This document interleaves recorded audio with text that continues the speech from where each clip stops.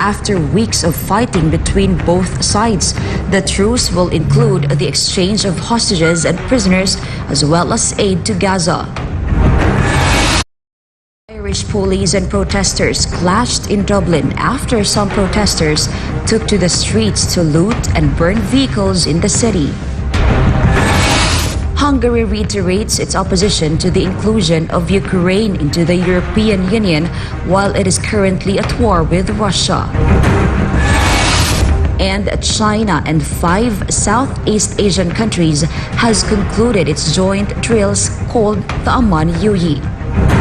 These and more for tonight's edition of Newsline World. First in our news, President Bongbong Marcos addressed the resolution filed in the House urging the government to cooperate with the International Criminal Court or ICC regarding the drug war launched by the Duterte administration.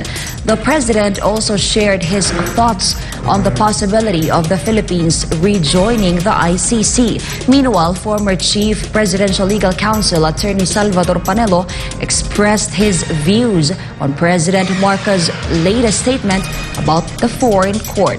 Alisa Torres reports. President Ferdinand Marcos Jr. reiterated that the International Criminal Court has no jurisdiction to investigate the illegal drug war led by the previous administration of former President Rodrigo Duterte. He emphasized the efficiency of the country's judicial system and its capability to handle such cases. President Marcos made these remarks during a media interview in Taguig City in response to a resolution from lawmakers urging the government to cooperate with the ICC for the investigation.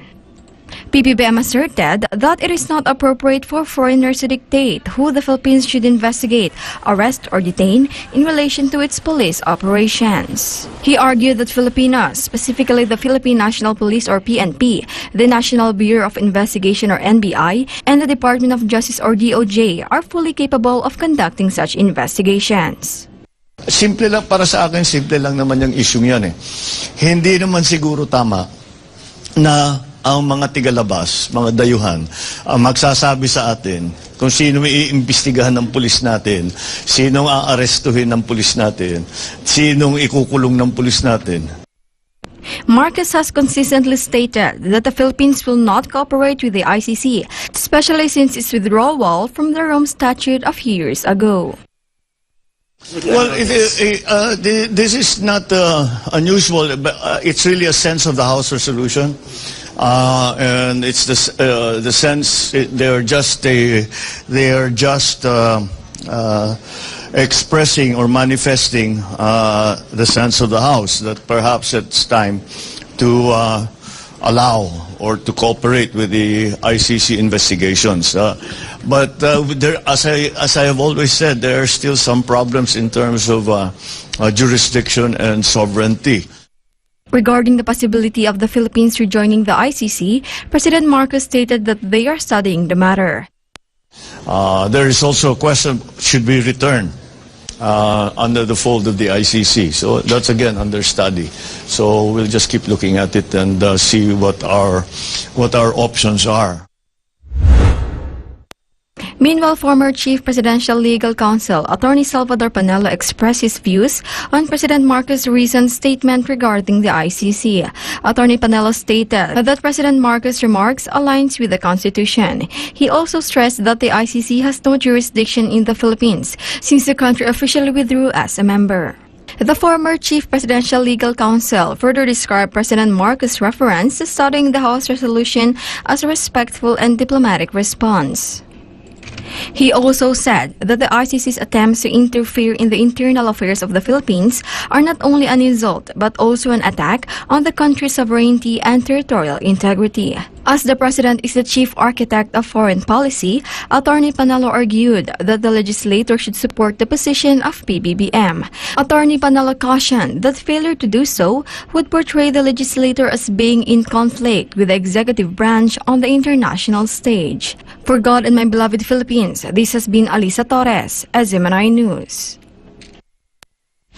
A death toll from the ongoing Palestine-Israel conflict has exceeded 16,200, according to the official data released by both sides.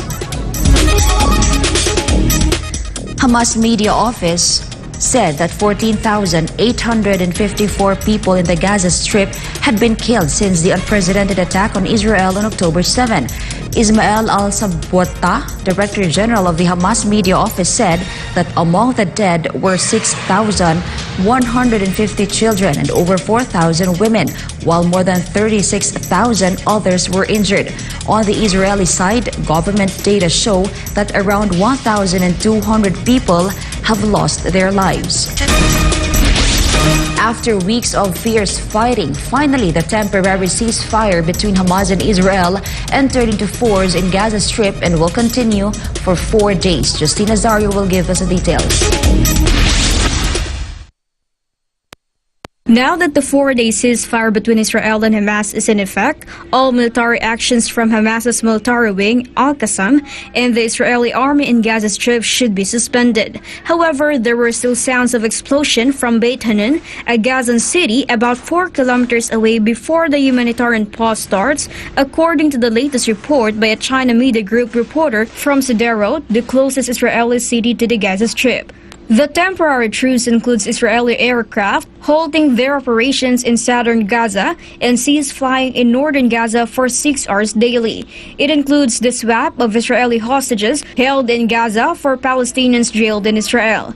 At least 50 Israeli prisoners would be released during the 4-day ceasefire. The first batch of hostages was handed over at Friday. The IDF also prepared by holding the reception of the released hostages and provide their needs. The deal will also allow 200 trucks of aid and medical supplies, as well as 4 trucks of cooking gas and fuel. Meanwhile, Israel wants to prepare for the next phase of fighting during the 4-day truce. To recall, Israeli Defense Minister Yoav Gallant on Thursday said that the Israeli Defense Forces will resume their military operation against Hamas with intensity for at least 2 more months. Meanwhile, Bassem Naim, head of Hamas Political and International Relations Bureau, said that Hamas has gone through stumbled negotiations to reach the humanitarian pause in the Gaza Strip, which is an important progress for alleviating the suffering of the people there. Reporting for Newsline World, this has been Nazario Azimanai News. The government of Thailand welcomed the ceasefire in Gaza as it brought renewed hopes for the release of Thai hostages held by Hamas. Shatmukon Pisamay has the news. Nearly 2 dozen Thai hostages may soon be freed under a 4-day truce agreed on by Israel and Hamas. An unnamed source of Egypt revealed that Hamas is set to release 13 women and children on Friday in exchange for Palestinians being held in Israeli prisons. The 23 Thai hostages will also be released in a deal brokered by Iran. Thai Prime Minister Seth Thavisin on Wednesday expressed hope that the pause in the fighting would allow the Thai hostages to leave Gaza safely. Thailand is one of Israel's biggest sources of migrant labor, with around 30,000 Thais living in the Jewish state, mostly in the agricultural sector. Thailand's foreign ministry thanked the governments of Qatar, Israel, the United States, and Egypt, and all other concerned parties for their efforts in securing the release of the hostages. รายงานจากราชบุรี นายชัดมงคลพิสมัยโกศล ASEAN News ประเทศไทย สวัสดีครับ The Organization of the Petroleum Exporting Countries, or OPEC Plus, canceled its upcoming meeting this weekend as members of the group encountered difficulties in reaching an agreement to cut production. Gratero Omori reports. OPEC Plus, a coalition of 13 countries, including 10 of the world's major oil exporting nations, rescheduled its upcoming meeting to November 30. The ministerial meeting was originally scheduled in Vienna on Sunday, but has been moved to Thursday. The delay comes as the coalition of oil exporting nations led by Saudi Arabia and Russia struggled to agree on production levels due to their different views. The differences among member states urged the Deputy Prime Minister of Russia and Saudi Energy Minister Prince Abdulaziz bin Salman to delay the meeting. It's not yet clear whether the group will meet online or in person on November 30. OPEC and OPEC Plus countries combined represents about 59% of global oil production and influence global oil prices. Reporting from Dubai, this has been Gratero Omori, SMNI News, United Arab Emirates. The foreign minister of Iran met with the leaders of Hamas and Hezbollah, as well as Islamic Jihad officials, hours before a crucial ceasefire to temporarily end fighting in Gaza came into effect. Melchizedek Cadiz has the news. Iranian Foreign Minister Amir Abdullahian traveled to Lebanon earlier this week, where he held talks with senior leaders and officials of the so-called Axis of Resistance coalition led by Iran. Amir Abdullahian traveled to the Lebanese capital of Beirut earlier this week, where he was warmly welcomed by a delegation of Lebanese and Palestinian officials. The meeting took place hours before a 4-day humanitarian ceasefire between Israel and Hamas was announced and went into effect on Friday. After his trip to Lebanon, the Iranian foreign minister traveled to Qatar, where he held talks with Hamas leader Ismail Haniyeh in the capital of Doha. The ceasefire will see Israel releasing 150 Palestinian prisoners and allowing the entry of crucial aid in exchange for the freedom of 50 Israeli hostages taken captive by Hamas during its surprise attack on October 7th. Hamas, Hezbollah, and the Palestinian Islamic Jihad in Gaza are all part of the so-called Axis of Resistance supported by Iran. Reporting, this has been Melchizedek Cadiz, SMNI News, Kuwait. High school students across Sydney joined a rally to show their support for Palestine. Shekinah Dekinia reports. Hundreds of high schoolers gathered at Sydney's town hall, calling for an end to the fighting between Israel and Hamas. Some adults were also seen participating in the rally while chanting "Free Palestine." A lone Jewish man holding an Israeli flag was assisted away from the area surrounded by pro-Palestine supporters. Meanwhile, New South Wales Premier Chris Minns urged students to stay in class. Education Minister Prukar advised students that one of the most important ways they can change the world is to get an education and not join rallies. She warned that students who join the protests would be marked as absent. The Australian government previously said that it does not recognize a Palestinian state and supports the idea of a two-state solution in which Israel and a future Palestinian state coexist in peace and security within internationally recognized borders. The protest in Sydney took place just a day after hundreds of students participated in a pro-Palestine rally in Melbourne. Reporting for Newsline World, Shekinah Dekinia, SMNI News. In other news, an apartment in the building that collapsed in the Brazilian city of Gramado reportedly costs around 1.2 million reais. The structure gave way weeks after a strong storm hit southern Brazil. Natalia Prado will give us more details of this story live. Natalia? Yes, Angel, no one was hurt from the incident, as the residents have been evacuated from the area a few days before the building collapsed. The 4-story building, named Ana Carolina, which is located in the Três Pinheiros neighborhood of Gramado, reportedly cost around 1.2 million reais. Residents were evacuated on Sunday after local authorities noticed visible cracks in the area. The building collapsed on Thursday, but there were no reports of casualties and injuries after it had been closed days earlier. In 2015, experts identified 10 areas at risk of collapse in Gramado region, with studies being carried out every 3 years. The building collapsed following days of rain that had been pouring over southern Brazil since weekend.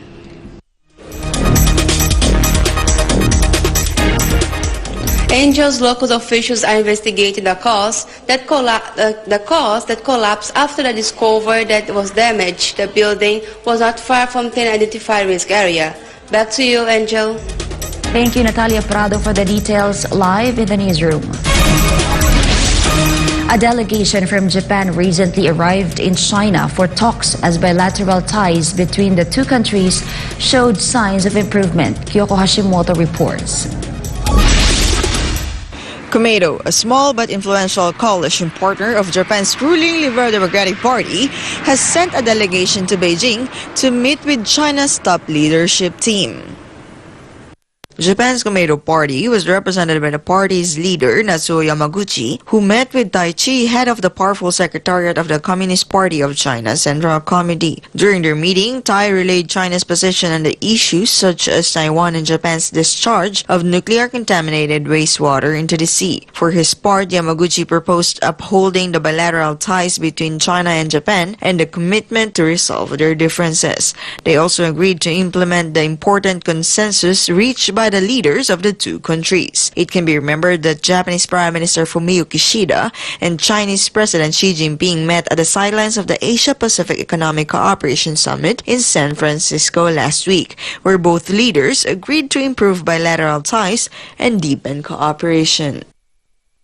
This year marks the 45th anniversary of the signing of the Treaty of Peace and Friendship between China and Japan. Ijo Hashimoto, Kyoko Nihon kara hukuku itashimashita. SMNI News, Japan. Iceland is bracing for an imminent volcanic eruption that will happen on the Reykjanes Peninsula. The seismic activity started increasing in the area around Fagradalsfjall volcano on October 25th. At that time, more than 1,000 earthquakes located north of Grindavik occurred in the space of just hours. Meanwhile, a drone captured giant cracks in the earth in the center of Grindavik on Thursday, where recent volcanic activity has been concentrated. Steam could be seen rising out of the cracks due to the magma spreading underground. Police and rescuers were patrolling the evacuated area. Grindavik, which was previously under a state of emergency, has now been reportedly lowered to an alert level. According to media reports, the decision came after the Icelandic Met Office shared new information and consulted with local authorities. The risk of a sudden volcano eruption in Grindavik has dropped significantly, becoming unlikely. However, the evacuation zone in Iceland is still unsafe, as stated by a civil protection official. If there's a possible eruption, people will only have a short warning. Grindavik was evacuated about 2 weeks ago due to magma-related seismic activity causing visible cracks in the town's streets. Officials aim to lower the threat level soon, letting residents come back for longer to get their belongings. More news when Newsline World returns.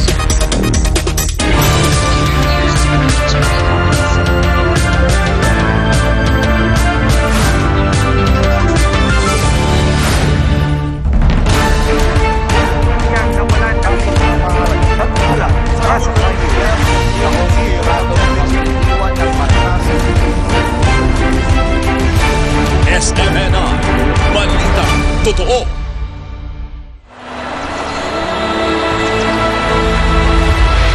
There is no country like the Philippines.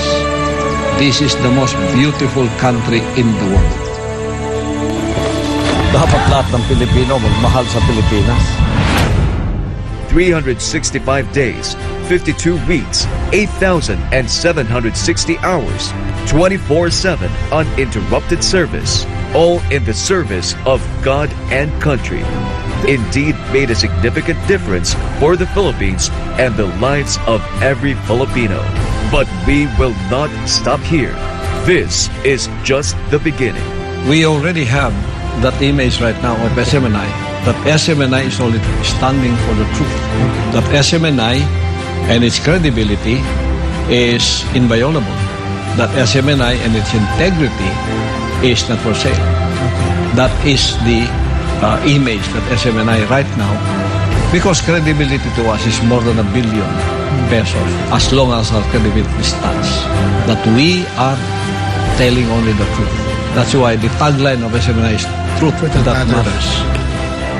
For nation building, for upholding truth over narrative, for our beloved country, this is SMNI.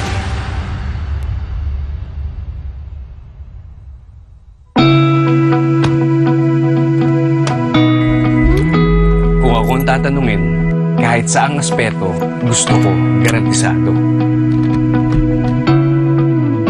Metikuloso akong tao, kaya gusto ko lahat maayos at sigurado. Lahat quality, yung hindi ako makukompromiso, pero sulit ang presyo. Ganyan ang clean fuel, kaya dito, panatag ang loob ko.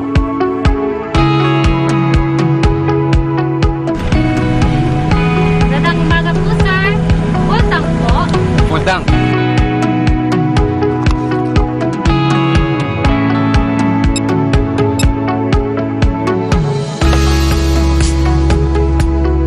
Kung gusto mo ng dekalidad na gasolina pero sulit ang halaga, mag-clean fuel ka.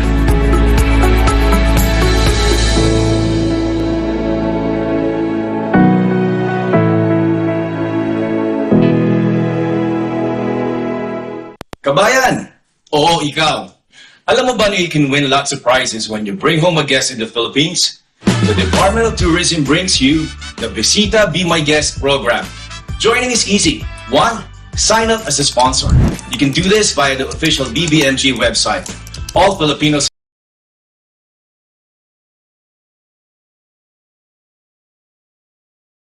legal age living in the Philippines or abroad can join. 2. Invite your guests. The more you invite, the more chances of winning. And 3.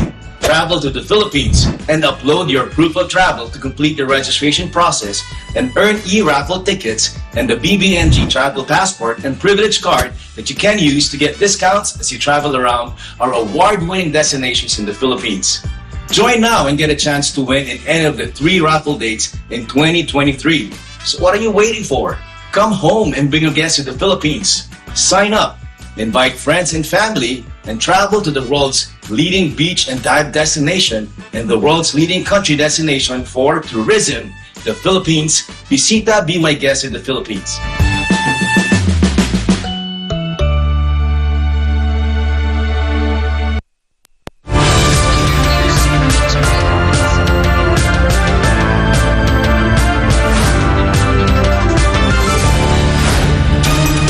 The Department of Migrant Workers and the Department of Foreign Affairs announced that the government is closely monitoring the situation of the 17 seafarers captured by the Houthi rebels from Yemen in the Red Sea.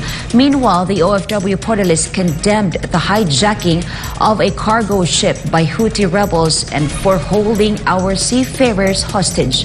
Trisha Molina tells us more. In accordance with a directive of President Ferdinand Bongbong Marcos Jr., the government continues to provide support to the families of the 17 Filipino seafarers held hostage by the Houthi rebels. In a press conference, Hans Leo Kakdak, officer in charge of the Department of Migrant Workers, stated that they are taking all necessary measures to ensure full support and assistance to the families of the seafarers captured by Houthi rebels on November 19. The agency is also coordinating with manning agencies to ensure the safe return of the mariners from Houthi captivity.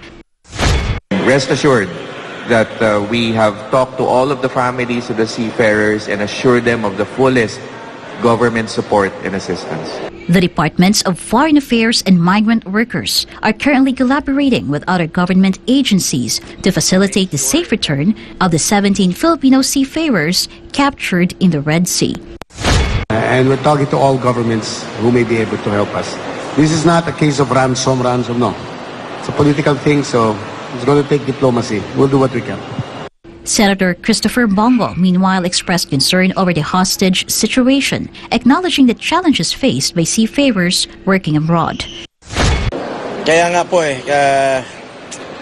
nalulungkot tayo, no? Ako'y nababahala. Nababahala ako sa sitwasyon ng ating 17 seafarers na nadamay sa giyera dun sa Israel. Sana naman po yung mga walang kasalanan, nananawagan rin po ako sa bansang Israel, sa lahat po ng involved sa giyerang ito, pakawalan nyo naman po sana yung mga walang kasalanan na nagtatrabaho lang po, naghahanap buhay sa ibang bansa. The DFA confirmed that 25 crew members were initially taken hostage on a cargo ship, with some from Bulgaria, Romania, Ukraine, and Mexico, and 17 of them being Filipinos. This incident may be connected to tensions between Palestinian militants and Israel.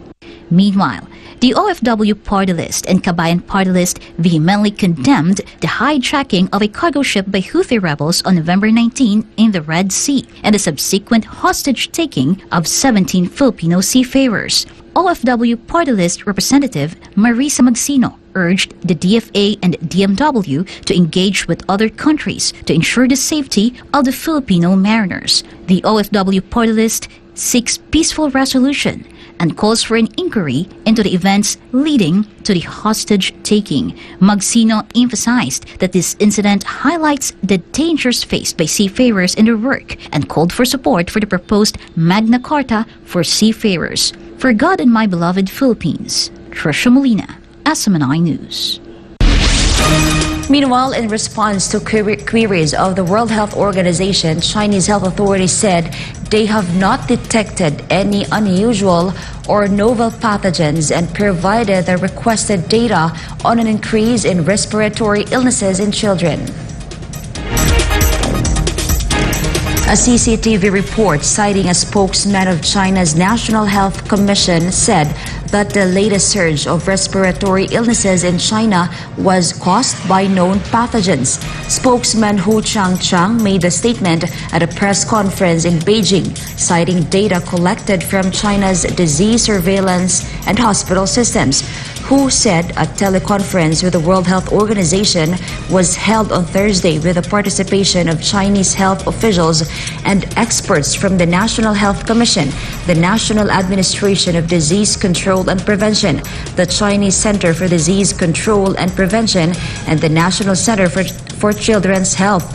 The experts briefed the WHO on the epidemic situation of the latest wave of respiratory infectious diseases, as well as China's efforts in pathogen monitoring, clinical diagnosis and treatment, and health education, among others.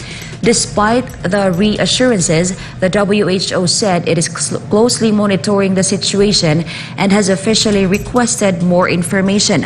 Hospitals in northern China, particularly in Beijing and Liaoning province, are reportedly strained with an unprecedented number of pediatric cases. With winter exacerbating the situation, schools in affected areas have been ordered to shut down.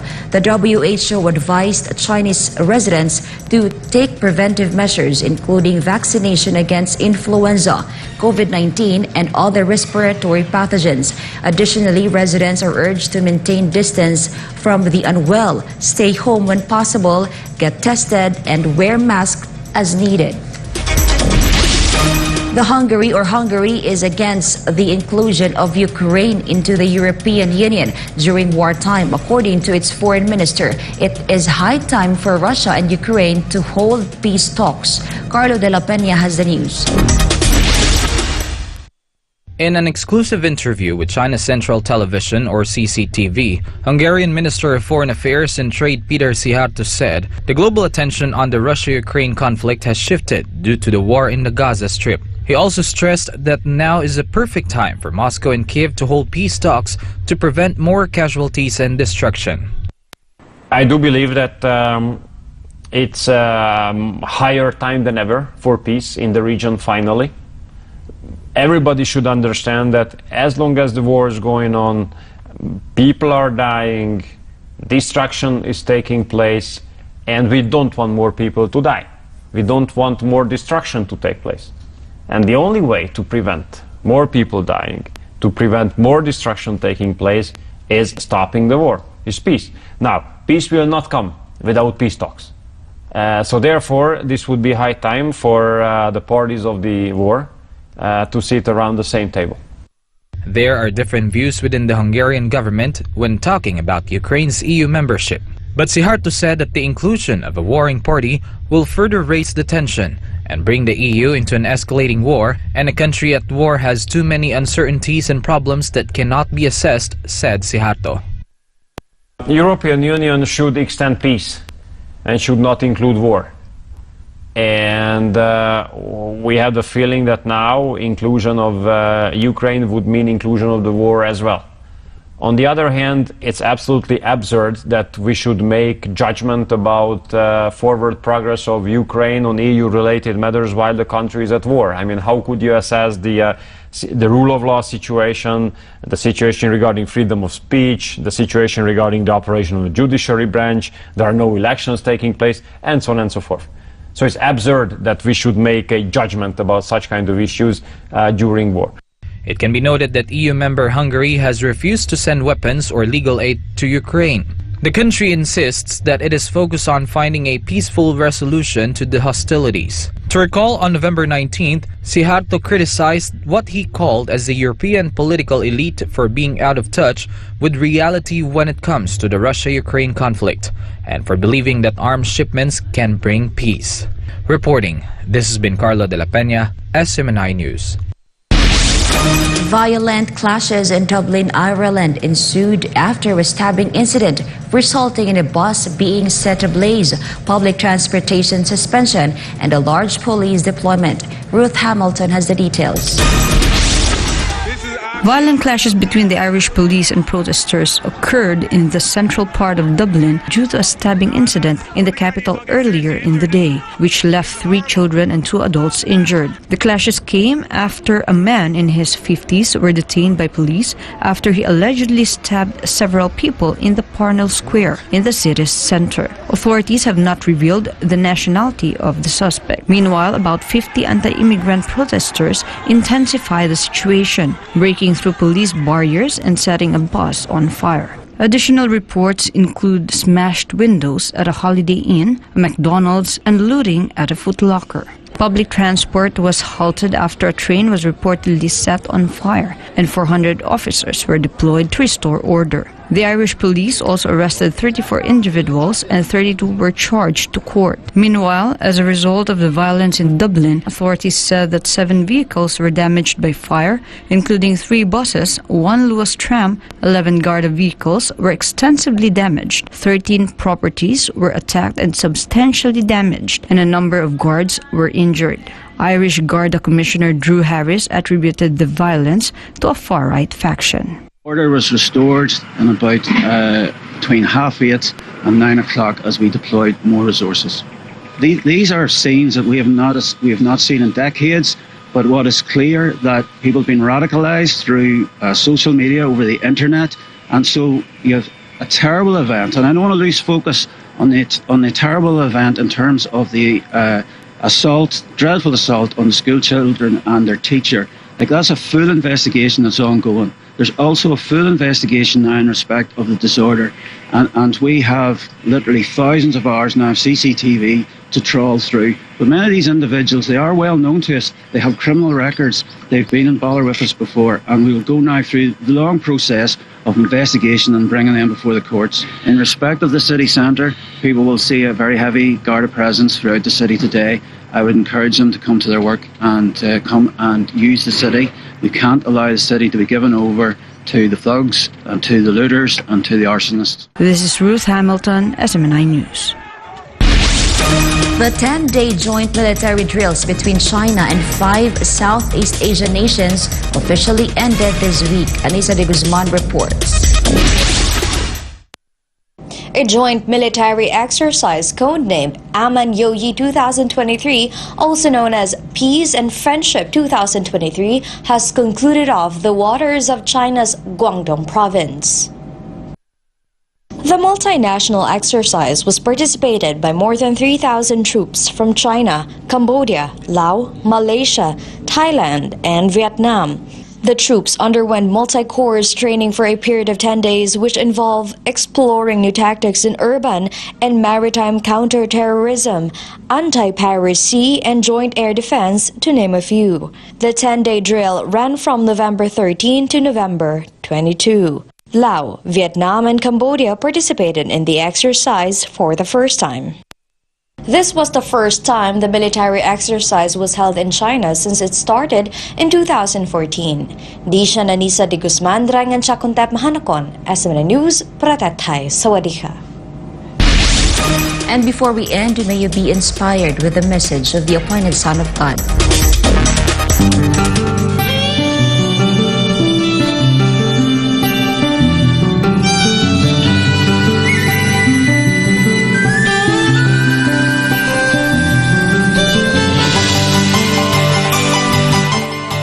You cannot defeat darkness by darkness, evil by evil, and hate by hate.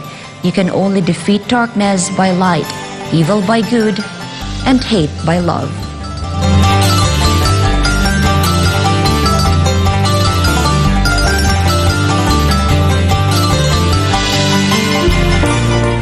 And for our Christmas countdown, it's 30 days more to go before Christmas. And that's all for today's edition of Newsline World. For more news update, you may visit smninewschannel.com or follow us on our official social media accounts on Rumble, Facebook, and Twitter. For God and my beloved country, the Philippines, I'm Angel Pastor. Thank you for watching Newsline World, and thank you to our beloved Pastor Apollo Siki Buloy, for the opportunity to be part of this program. May you continue to listen in SMNI as it delivers nothing but fair, truthful, and balanced news, because SMNI is your source of credible news.